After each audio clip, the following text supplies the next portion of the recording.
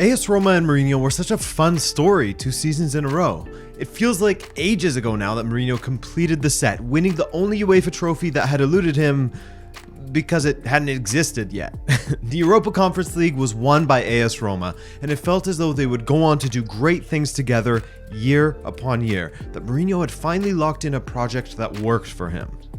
But with Mourinho, there's a specter that has always stood over him, even when the going is good. What happens during his third season with the club? Unfortunately, the third season curse has reared its head once again, seemingly. AS Roma aren't out of the running for the Champions League places yet, a competition that has twice eluded Mourinho since he joined AS Roma. But based on their declining performances, it looks as though they could slip away again if Roma doesn't turn things around quickly. So what's gone wrong this time? Hello, I'm Adrian and welcome to Rabona TV. If you're new here, consider subscribing to the channel. And for this one really is a chicken or the egg kind of situation with Mourinho and Roma. So let's dive into breaking this down piece by piece. Okay, quick interruption. Who's this guy, right? Why the wardrobe change? Well, I had actually written this video, recorded it, and edited it, most of it, by Monday evening. The intention to release it today. I mean, looking how they got to this point, but also whether the sacking would make sense right now. And what did I wake up to? The man was sacked.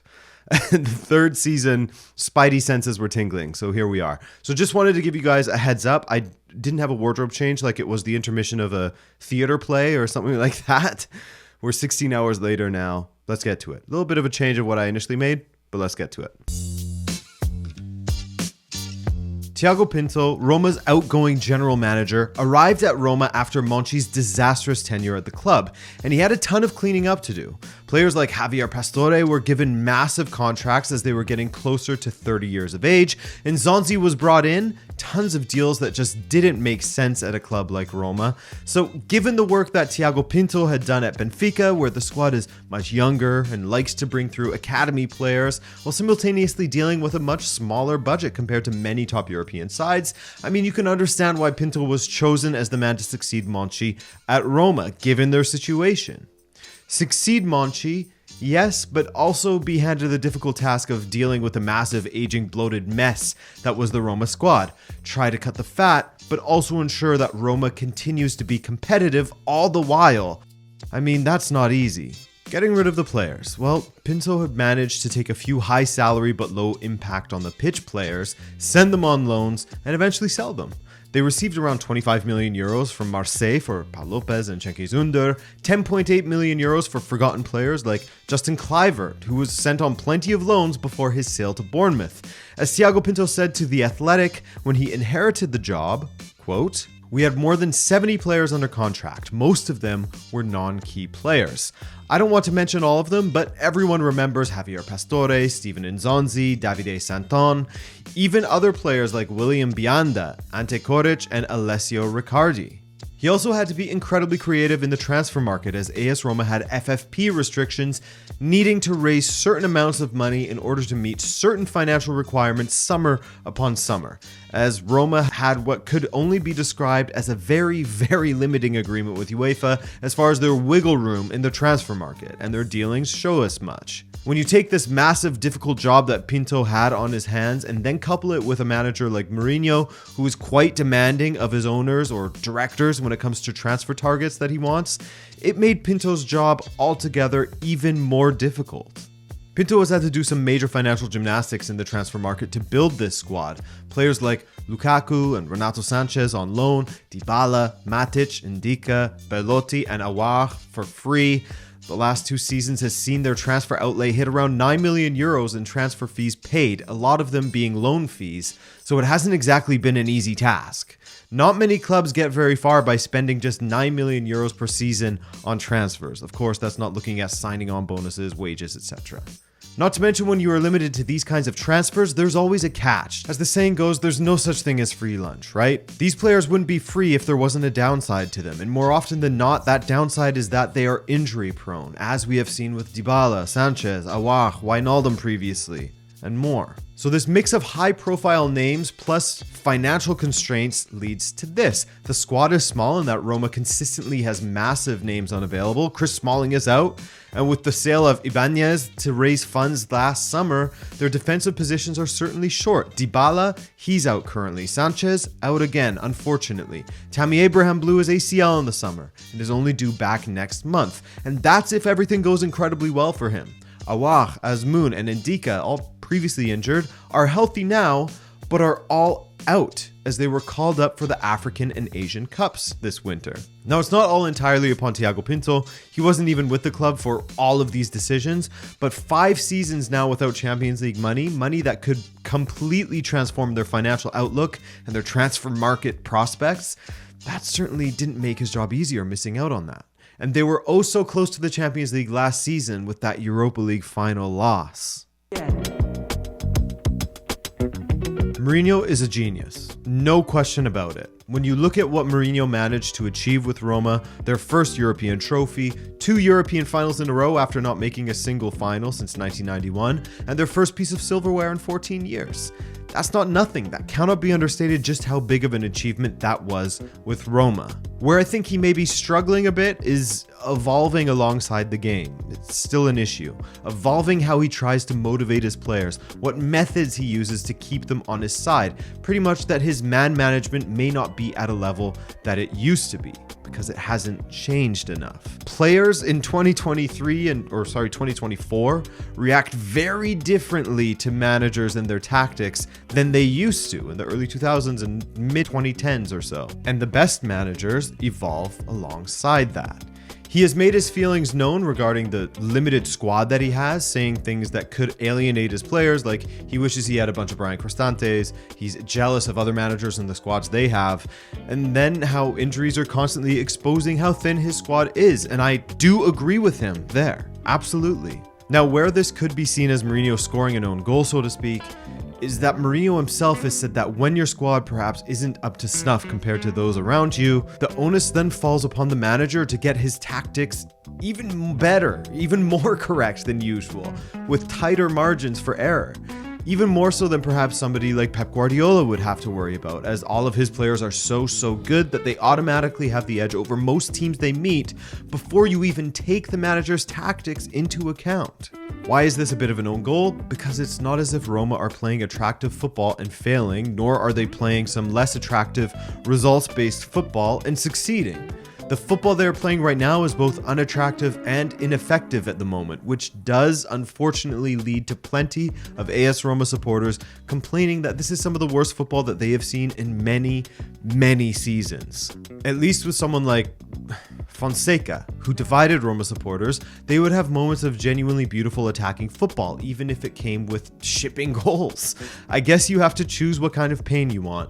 Pain from results-based football that is hard to watch, but you're getting results, or pain from suffering through bad results, but enjoying what you are seeing on the pitch at times. Mourinho isn't offering either at the moment.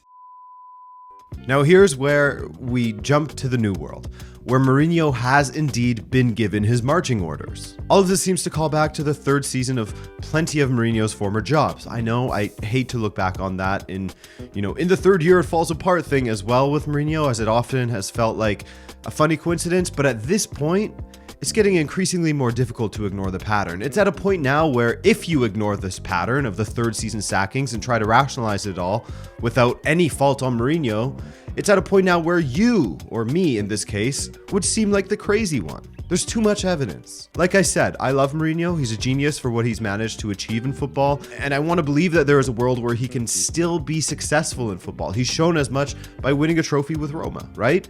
But he needs to change his approach with how he manages players, in my opinion, and not resort to horrid football when some of his top players are injured. There is a way to have cohesion still in your tactics. With Mourinho and Conte in particular, it seems to be a common occurrence. These two firebrand managers are incredible at the beginning because they lift everyone and pull performances out of players to make them seem like they're almost playing above their means. Make them feel like it's them against the world, that the manager has their back and will stand in front of the flaming arrows for them. so long as they give him everything on the pitch. But it's difficult to constantly be climbing the mountain as these managers demand. It burns players out and they stop responding to the techniques used by the Contes and Mourinhos of the world after a couple of years. I don't think it's entirely on Mourinho in this instance, which we'll get to a bit later in this video, so we'll hold on to that for a moment, but he certainly has not helped himself with the poor performances this season. Injuries and missed transfer targets aside, there has been some truly dreadful matches from Roma. Losing to bottom feeders Verona to kick off the season, losing 4-1 to another lower table side in Genoa, in the Europa League losing to Slavia Prague and then drawing Servette, the team who sits in 4th in the Swiss League, barely beating Serie B side Cremonese in the Coppa Italia, as they needed to bring on a half-fit Dybala and only got victory thanks to winning a penalty towards the end of the match. Then going on to lose to Lazio in the Coppa Italia yet again, actually as Mourinho's record in the Derby della Capitale was really bad.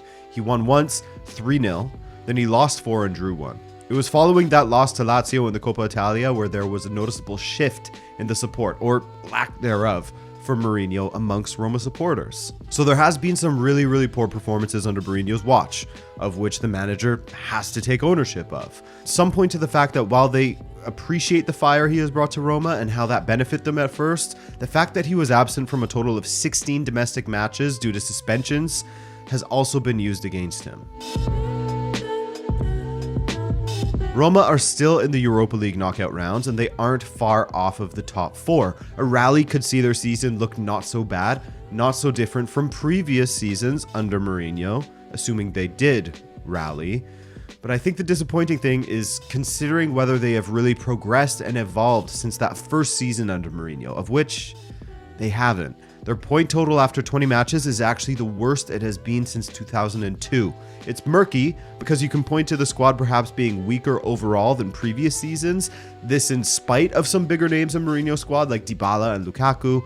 I mean, Dybala is often injured and Lukaku has been solid, but unfortunately, well, this gets me to my next point. Personally, I'm split on this. I can see how Mourinho is handcuffed a bit thanks to the financial limitations, which are quite drastic, that are placed upon the club when it comes to building out their squad. They're at the mercy of signing players who other clubs are okay with allowing to leave on loan due to Mourinho wanting to sign big name players rather than truly getting creative with the transfer market. The Monchi era really crippled Roma's ability to sign players under Mourinho. While the squad may have been more limited, if Mourinho was resorting to hoof the ball up to Lukaku and pray, then that's not really an excuse. He may not have the players to play like Manchester City, but playing hoofball to Lukaku isn't really his only option either, and with how poorly they are playing at the moment, most Roma supporters would rather see the team at least try to play some more expansive football, try and fail, rather than play whatever this bunker ball is with players that are incapable of providing Lukaku with the service that he needs. What I love about a lot of top clubs is that their identity starts with the first team and trickles down to the academies. With this in mind, while you are losing first team players that are a higher quality due to injury or what have you, your replacements should be able to come in, and sure, they won't do it as well as your first team starter, but they will at least make it so you don't have to change your tactics and play an inferior version of your football, and that becomes your excuse as to why results are going badly. There will be ripples of lower quality in the team, yes, but the overall identity is still there. It doesn't change. And every time I think of teams that are struggling due to an inability to sign big name players or due to a relatively weaker squad than those clubs around them, I look to Tottenham and how Ange Postecoglou, even with an injury crisis, losing Harry Kane at the beginning of the season and losing players to both the African Cup of Nations and the Asian Cup, such as Heung-min Son, and you can see how Tottenham's identity doesn't change under him. They may ship a few goals now and then due to a decrease in player quality, yes, but their identity and determination doesn't change with players falling out of the squad, and they still pick up decent results. And Mourinho absolutely did not deliver in that aspect at Roma. It's unfortunately a bit of a perfect storm of crap that Roma has to deal with at the moment. I sympathize with Mourinho in that he was limited in some respects when it comes to the market, a lot of respects. I sympathize with the squad as working under someone like Mourinho is very difficult for an extended period of time. And I get what some will say now. They'll say, well, that proves that the players aren't up to his standards, which isn't exactly wrong, but we also have proof time and time again that no matter which club he is at, the same thing happens time and time again regarding the diminishing performances from players as time goes on. So at that point, you must question Mourinho. You don't question his legacy as a manager, but whether he has been a bit incapable of bending or changing his approach in the modern day.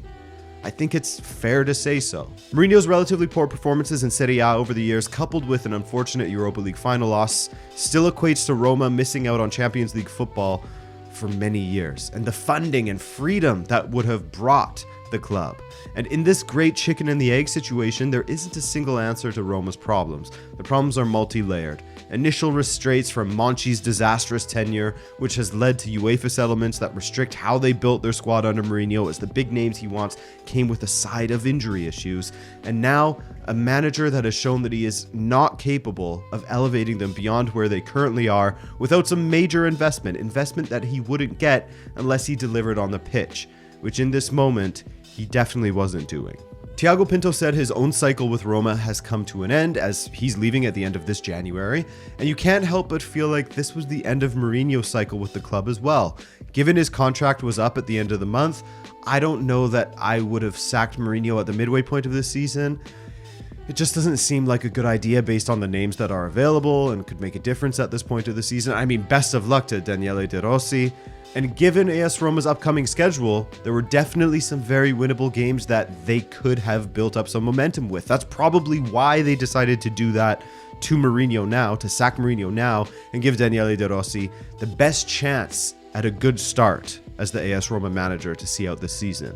But given their financial state and how Champions League football could have helped that, they made the decision that they did, and we'll see if this gamble pays off. That's my take on it though, guys, as AS Roma is a tough team to nail down as far as why they are struggling right now. Their struggles are multifaceted. There's no single clear answer, but everything affects the next thing, you know? It's a messy one.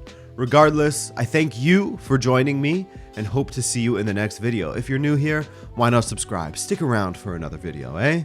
All right, take care, guys. Ciao.